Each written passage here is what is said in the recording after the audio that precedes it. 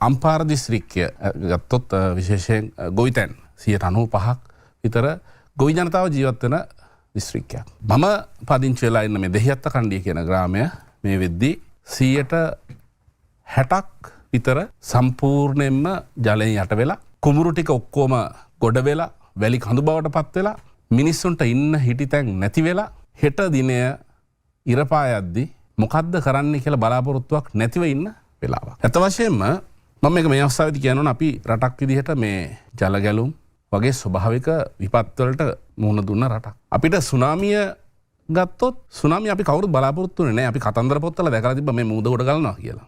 සුනාමිය ඇවිල්ලා මේ රටේ ජීවිත ගණනාවක් විනාශ කරා දේපොළ විශාල වශයෙන් නැති වුණා. එතෙන් පටන් මේ ජල ගැලුම් වලට අපේ ග්‍රාමීය වශයෙන්වත් අඩුම තරමේ වැඩපිළිවෙලක් තිබ්බයි කියලා මම සෑහීමකටපත් වෙන්නේ නැහැ. මොකද අලුත් අත්දැකීමක් නෙමෙයි චතුර අපිට ගම් වතුර කියන්නේ.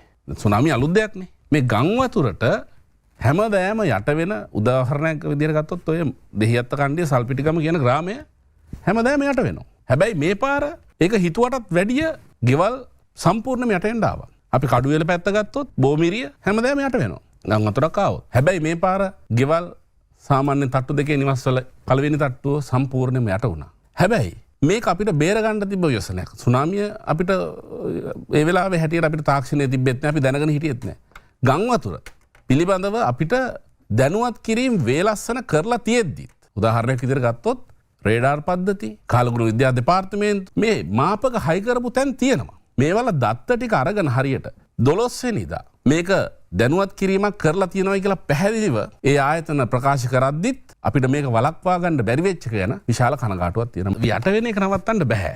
නමුත් අපිට ජීවිත හානි අපිට අවම කරගන්න තිබ්බා. ඒත් එක්කම අපිට ඒ පදිංචි වෙලා ඉන්න ප්‍රදේශවල ජනතාව මේක යට වෙනවයි කියලා දැන අපිට ඒවල් ඉවත් කරගන්න තිබ්බා. වේලස්සන ඉවන. මොකද දැන් ගිහිල්ලා බලන්න ගම් වතුර යට වෙච්ච නිවසක් ඉදිරියට ගිහිල්ලා හැමතැනම තියෙන චූටි චූටි කුණු ගොඩ. ඒවා කුණු ගොඩවල් වුණාට ඒවා ලක්ෂ 2-3 මිනිස්සු අහිංසක මිනිස්සු වියදම් කරලා මේ ගොවිතැන් කරලා ගත්ත දේවල්. කොට්ට මෙට්ට පැදුරු ටීවී ෆ්‍රිජ් මේ මිනිස්සුන්ගේ හීන තමයි ඉස්සරහ කුණු ගොඩයක් වෙලා තියෙන්නේ. ඒ ටිකවත් ඇද ගන්නවත් වෙලාවක් මේ මිනිස්සුන්ට තිබ්බේ නැහැ. අන්න ඒකයි මම කියන්නේ.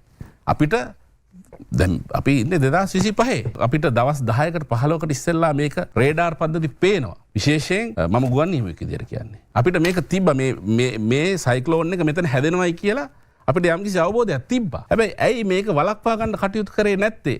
මේ ජීවිත විනාශ වෙන දේ. අන්න එතනයි අපි අහන්නේ. මොකද අපිට අපි කිව්වොත් පාස්කු ප්‍රහාරය ගත්තොත් මම මේක මතක් කරන්න කැමති නැහැ. ජීවිත 300ක් නැති වුණා. මේ වෙද්දි මේ ව්‍යසනේ ජීවිත 1000ක් මම හිතන්නේ නැති වෙලා ඇති. පැය 72 පනිද්දි මේ අයව බේරගන්න කිසිම වැඩපිළිවෙලක් පවතින ආණ්ඩුවට තිබ්බේ නැහැ.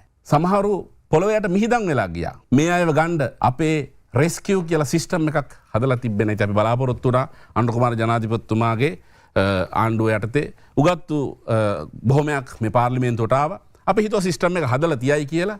මොකද මේ අයට විශාල දැනුමක් තියෙනවයි කියලා තමයි විශ්වාස කරේ. නමුත් පැය 72ක් යනකම් මේ අය අඩුම තරමේ රජයෙන් හමුදා කණ්ඩායමක්වත් යවන්න මේ නායයන් සිදුවෙච්ච තැන්වලට ඒ තැන්වලට ළඟා වෙන්නවත් බැරි වුණා. මොකද අපි ගුවන් හමුදාව ගත්තොත් මේ වෙද්දි ගුවන් බලගනේ ඒ වලට මුහුණ දෙන්න පුළුවන් හෙලිකොප්ටර් යාන නැහැ.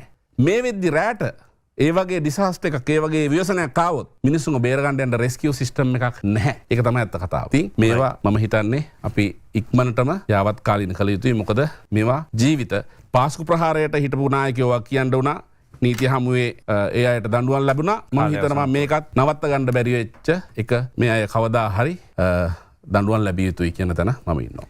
අද වෙද්දි මේක වෙලා සති 2ක් ඉවරයි. ඔබතුමාලා ප්‍රායෝගික පැත්ත හිතන්න අපේ වෛද්‍යතුමා.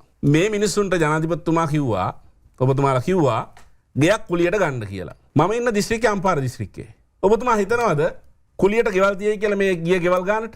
ඔබතුමාගේ පවුලට පුළුවන්ද තව වෙන දැන් ඉන්න එක හිතවතුන්ගේ ගෙවල් වල. දැන් අද ඉස්කෝලේ පටන් ගත්තා. උදේට වැසිකිලි කැසිකිලි. හරිද? අයන් එක ගැන හිතන්න ඔය ගෙවල් වල තියෙන එක අයන් එක සාමාන්‍යයෙන් අයන් කරන්න තියෙන්නේ. දුප්පත් ගෙවල්. පුළුවන්ද පවුල් 2-3කට එක ගෙදර ඉන්න? මොකද්ද මේකේ 25000න් මේ දේ කරන්න පුළුවන්ද? ඔබතුමාලා අඩුම තරමේ බලාපොරොත්තුවක්වත් දීලා තියනවාද මෙන්න මෙතන ගෙවල් හදනවා මෙතන. මෙන්න මේ දවස වෙද්දි කරනවා කියලා. අඩුම තරමේ ඔබතුමාලා තාම කීයක් මේ වෙද්දි මේ ව්‍යසනයට වැය වෙනවද කියලා රටට කියලා නැහැ. මොකද්ද මේකේ ඩැමේජ් එක කියලා රටට කියලා නැහැ. අපි ඒකයි කියන්නේ. ඔබතුමා ගෙලියෝ නුවර ගිහිල්ලා ඉවරලා කාණු සුද්ධ කරා කියලා කියනවා. මම ඇත්තටම කනගාටු වෙනවා මේ ඔබතුමාගේ මේ ජනතාව පාර්ලිමේන්තුවට ඇරලා දෙන අපරාධ ඔබතුමා වෛද්‍යවරයෙක් විදිහට මේ රස්සාව කරන් හිටියා නම් හොඳයි කියලා මම හිතනවා. මොකද මිනිස්සු බලාපොරොත්තු වෙන ඔබතුමාලව කාණු සුද්ධ කරන්න නෙමෙයි ඒවා කරා. ඒවා සමාජයේ අපේ මේ ශ්‍රී ලාංකිකයෝ කවුරු හරි අමාරු වැටුනහම පක්ෂපාත ભેද බලන්නේ නැතුව දේශපාලනය කරන්නේ නැතුව ගිහිල්ලා මිනිස්සු උදව් කරනවා. ඒක තමයි අර ට්‍රක් 100 200 බෝට්ටු පටවගෙන ආවේ දකුණේ නුවරට. ඒක ඔබතුමාලා කියලා රතු තරුව ගහගත්තට වෙනම ඒක වෙනම කතාවක්. හරි? ඒක වෙනම කතාවක්. හරි? අපි කවදාක්වත් කිව්වද ඔබතුමාලා අපි විපක්ෂයේ භූමිකාවේ. ඔබතුමාලා තමයි ව්‍යසනය ඔබතුමාලගේ නායකයෝ කිව්වා කොවිඩ් කාලේ සල්ලි වන්න එපයි කියලා. මම පිටරට හිටියේ ඒ වෙලාවේ. හරිද? හොඳයි. මම පිටරට හිටියේ. මම ඒ වෙලාවේ ඩොලර් මිලියනයක් කිව්වා. මම වගකීමෙන් කියන්නේ. ඩොලර් බිලියනයක්. බිලියනයක් එවන්න බෑනේ මහත්තයෝ. සාමාන්‍ය මිනිහෙකුට ඔබතුමාලගේ පක්ෂ කාර්යාලයේ පැලවත්තර පුළුවන්. මේ බිලියනයක් එවන්න. බිලියනයක බින්දු ගානවත් දන්නවද ඔබතුමා අඩුපතරමේ? ඩොලර් බිලියනයක් කියන්නේ. නෑ ඔබතුමා සම්දරුම නෑ. හරිද? මෙහෙමයි. අපි කවදාකවත් කිව්වේ නෑ මේ රටට විපක්ෂයේ ඉඳන් අපි කකුලෙන් ඇද්දේ නෑ. අපි ධනාත්මකව හිතන මේ ව්‍යසනය ගැන. අපි කිව්වේ නෑ සල්ලි වන්න එපා කියලා. හරිද? ඔබතුමාලා බැලුවේ රට වට්ටන්න ඒ වෙලාවේ ව්‍යසනේ. ඒක අපිට කියන්න අවශ්‍යයි.